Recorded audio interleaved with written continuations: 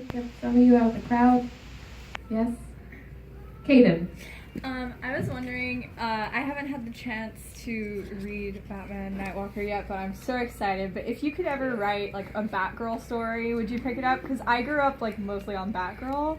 So I was, like, wondering, like, do you hint at that at all, like, in your novel? Or, like, did they tell you to stay away from it? Like, would you ever pick it up? I love Batgirl. I would totally be open to that. I don't think I hint at anything just because I feel like he's too young. He's like 18 in the book, so it's a little too early. But yeah, sign me up. Any other questions? Yes? So Catwoman is going to come out in, what, August? Yeah. In the movies, Batman and Catwoman, like, kind of fight each other. Is that going to kind of happen in Catwoman too, or? I don't know anything about what's happening in the Catwoman book, although I'm sure it'll be amazing. All I've seen is like the excerpt that was released, which was really fun. And that is all that I know about Catwoman. Yeah. So we have Wonder Woman, we have Batman, Catwoman, and then Superman. Yeah. Okay. Got it. When's Superman one coming out? I don't know. Actually, I don't know if we've next year. Next year. Next Yeah. Next year. Any more questions? Yes. I know you went crazy after when you saw Batman and Liberty. Were there any other superheroes that were optioned for this? Out of the four options, which I did not read in the attachment, were Wonder Woman, Batman, Catwoman, and Superman, and those were the four. That was it. Yeah, that was it. Although, they might do more in the future. But I don't know if that will ever happen. Yeah, I mean, because we got like Green Arrow and The Flash that are huge on TV, so it would be interesting to see if they did, post about those. Any more questions? Oh. Yes, Are you interested in? Have you watched the Fox Batman prequel Gotham? I've seen the first 2 episodes of the very first season of Gotham, and then I had to stop because I was like, I can't watch the rest of something about young Batman if I'm writing about young Batman. So now I will want to go back to it at some point. Yeah. If you could write a villain, which one would you want to do? If I could write a villain, which one would I want to do? Now that you've mentioned Poison Ivy, I think that would be really fun. Yeah.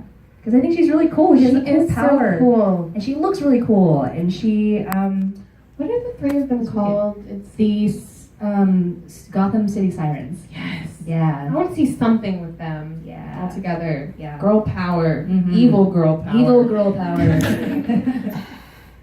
Yes. So I don't know if you know much about it, but the Birds of Prey, which one is your favorite? I don't know anything about the Should I Birds tell of you? Prey. Yeah, So it's please tell me. Batwoman, Black Canary, and Catwoman. Ooh, I don't know anything about Black Canary. I wish I did. Watch Arrow. Okay, I She has supersonic voice. She like that's screams cool. at people and then they will. get Ooh, thrown back. I like that. Yeah. That's great for this time, that we're living in. Yeah. I will pick her. I saw another hand go up. Yeah. What is a genre that you've never written before, but you have always wanted to write?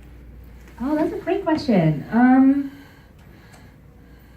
I don't know how good I would be at it, but I would love to try horror one day. I've never written contemporary, really, so it's something that I'm very unfamiliar with. I think you would be so good at contemporary. Oh, thank you. You're very kind. I'm very intimidated by contemporary. Really? Yeah, because you don't get to hang on to like world building in the same way. It's like the characters are the world building, like, and they're so detailed. You have to think of traumas for them. That's like not and all science those, fiction. Yeah, and like all those little things that make a character feel really human. Like they tie their shoelaces in a certain way, and they do this or that quirk, and there's just all these little things that when I read a contemporary novel, I'm like, how do they do this? I recently read Little Fires Everywhere by Celeste Ng, which is one of my favorite novels of 2017, and that's like contemporary, and she does that. Like every character feels like a little, like a snow globe of a like each character is a world, and they're all connected with a thread, and then she's just pulling them, and I don't know how she does it. I think contemporary is like the hardest thing in the world to write. So I'm very intimidated by that. But going back to your original question, yeah, I would like to try my hand at horror someday if that was an option. Yeah. I saw one more hand. Oh, yeah. Most of your books, you don't really have like a sole male protagonist point of view. Was it different writing from only a male point of view, or did it just kind of feel like, you know, writing Day's story or something? Yeah, that's a great question. The question was like, I don't usually have a book that is just one, like a solo male point of view. And was that really different and difficult with this book? It was actually very hard. I didn't have a hard time writing about Day. Just because he had been in my head for so long. Like, he was a character that had been in my head since I was a teenager. But with Bruce, it took me quite a while to find his voice, because I realized early on that, what we were talking about earlier, like, I didn't actually understand Bruce as a person, and I didn't necessarily like him as a person. You know, he's incredibly privileged, like this straight white male billionaire. What is likable about this guy? And I had to dig for that. So there was a lot of there was a lot of searching for Bruce's soul, I think, in this book. And I think I surrounded him with characters that helped me figure out who he was as a character. Yeah. A lot of characters were asking questions, and you're kind of like pulling back the onion to figure out who he was. Yeah, I wanted the other characters to be poking at him and prodding him and challenging him, with their questions, like, why do you think you deserve this, or why do you think this is right, and just getting that out of him. So that was a whole process that I was very unused to doing. It was fascinating, though, to be able to do that. Thank you. Great question. More? Yeah? So you said you were a big fan of Batman the Animated Series. Do you have a favorite episode? Oh, I don't remember. It's been a long time since I've watched.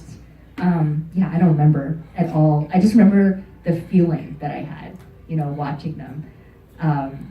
And it was my first exposure to superheroes, period. Like, I didn't know anything about Superman or Wonder Woman or anyone else. That was my first superhero, so I always had a very deep impression of it, but I don't remember the details of it anymore.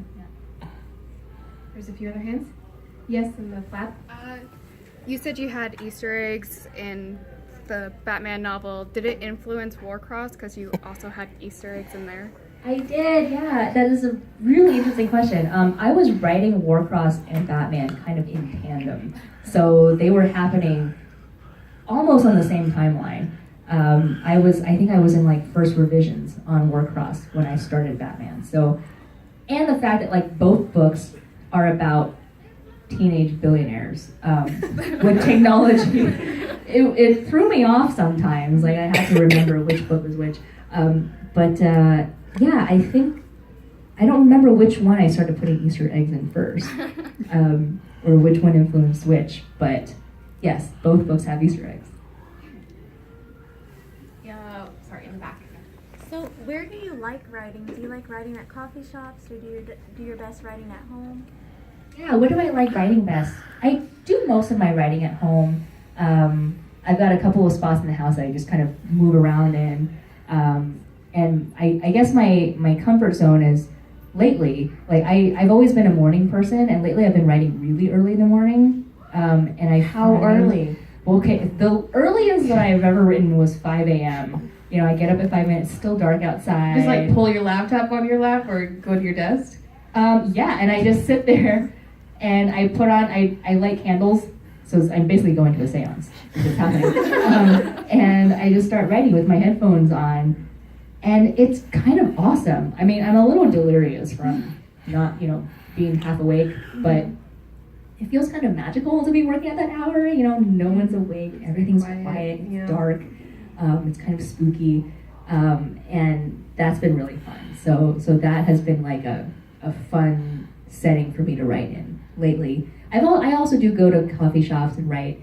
Sometimes it's a nice change of atmosphere, and I will go with like other writers, and I go on writing retreats sometimes, which are always fun, because then you feel like you're at like a writer's gym, and other people are typing, so you better be typing, and that always helps me get like my work out. motivated. Go back to the candles thing. Do you like have specific candles that you like for each project? Oh, I don't know. I just recently started with like my current, but I'm working on Warcross 2 at the moment, so that's the only one that I've been lighting candles for. And I'm trying to remember the scent of it. Because I would be interested from Pier 1 to know, because like scent is so important. So like if you smell a candle again, will you like remember the scene that you were writing in the very early morning? I do remember the scenes, yeah. Okay, cool. That I was writing. I've only got the one scent at the moment with the candles, but you should switch them up. One. Yeah, I should. Yeah. Yes, I'm doing this tomorrow, or when I'm not on tour. Were there any other questions? One more. Okay. Sorry, Warcross got brought up, and Hideo and Bruce Wayne are both teenage billionaires. Do you think they would be best friends or enemies? I think they would totally be enemies. I don't think they would get along. Although I do think they would have a lot of common things to talk about. Yeah. Like, what do you think about technology? I think it's great. That would. Other than that, I have a feeling they would butt heads on some stuff. Yeah. I don't know. I guess because Oliver Queen he's a billionaire, and they're kind of friends. Oliver Queen is Green Arrow. Oh, okay. It's Oliver Queen. I'm giving you another option. Okay, I think we're gonna wrap it up. Thank you all so much, and Thank you guys.